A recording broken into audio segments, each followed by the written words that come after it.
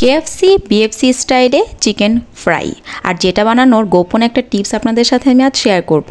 আর এটা বানানো যে এত সহজ, লাস্ট কবে যে আমি রেস্টুরেন্টে গিয়ে খেয়েছি আমার কিন্তু মনে নেই।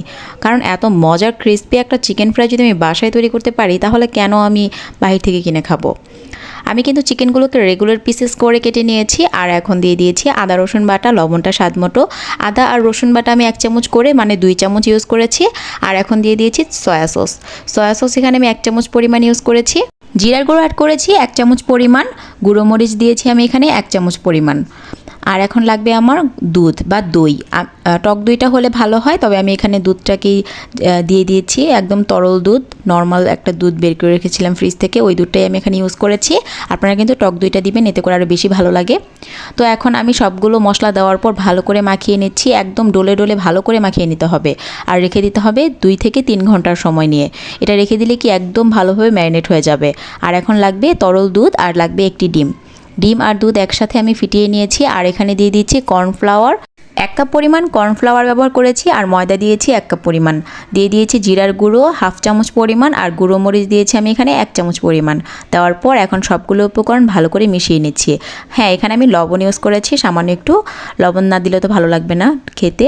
তো এখন এই যে এটাই হচ্ছে মেন প্রসেসিং। আর এটাই যদি ভালো করে পারফেক্টলি করতে পারেন না, তাহলে একদম ক্রিস্পি রেস্টুরেন্টের মতো একদম স্বাদ পেয়ে যাবেন। আর এখন দেখুন আমি কিভাবে করছি। প্রথমে আমি কর্নফ্লাওয়ারের সেই মিশ্রণটার সাথে এখন আমি মিশিয়ে নিচ্ছি প্রথমে চিকেনটাকে, তারপর দিয়ে দিচ্ছি তরল দুধ আর ডিমটাকে যে ফিটিয়ে রেখেছিলাম না, ওইটার সাথে ডুবিয়ে নিচ্ছি। আর তারপরে আবার দিয়ে দিচ্ছি।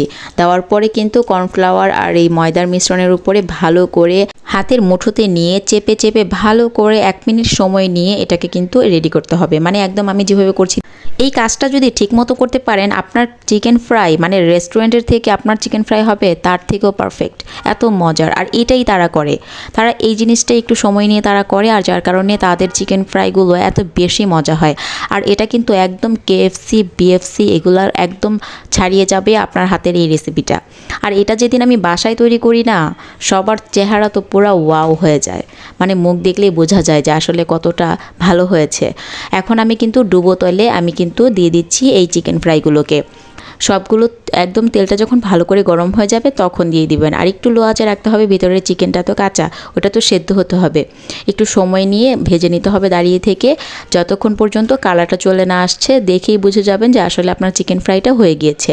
এটা কিন্তু ডুবো তেলেই ভাজতে হবে, আর তা না হলে কিন্তু সেই ফ্লেভারটা আর সেই টেস্টটা কিন্তু পাবেন না। তো একটু সময় নিয়ে দাঁড়িয়ে থেকে ভাজবেন। দেখুন আমার একদম পারফেক্টলি চিকেনগুলো কিন্তু আমার ভাজা হয়ে গিয়েছে।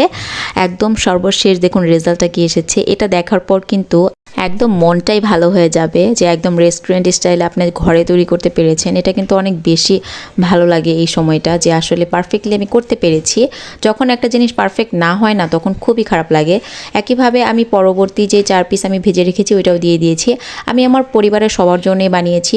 আসলে ছুটির দিন বা বন্ধের দিন যেদিনই বাসায় থাকে সেই দিনই কিন্তু সবার জন্য এরকম একটা রেসিপি বানালে তারা খুব খুশি হয়। আর আমার পরিবারের সবার জন্য আমার এইটুকু কষ্ট আমার কাছে কষ্টই মনে হয় না। কেমন লেগেছে আমার চিকেন ফ্রাইটি অবশ্যই আপনারা কমেন্টে জানিয়ে যাবেন আপনাদের মতামত। আর বেশি বেশি করে শেয়ার করে দিন, যাতে করে আমার নতুন যারা রাঁধুনি ভাই বোনেরা আছে তারাও কিন্তু রান্না করে খেতে পারবে। আজ এই পর্যন্তই, সবাই অনেক ভালো থাকবেন। ভালো লেগে থাকলে ফলো দিয়ে পাশেই থাকুন, আর ইউটিউব থেকে দেখে থাকলে একটা সাবস্ক্রাইব করে পাশে থাকবেন। আজ এই পর্যন্তই, আল্লাহ হাফেজ।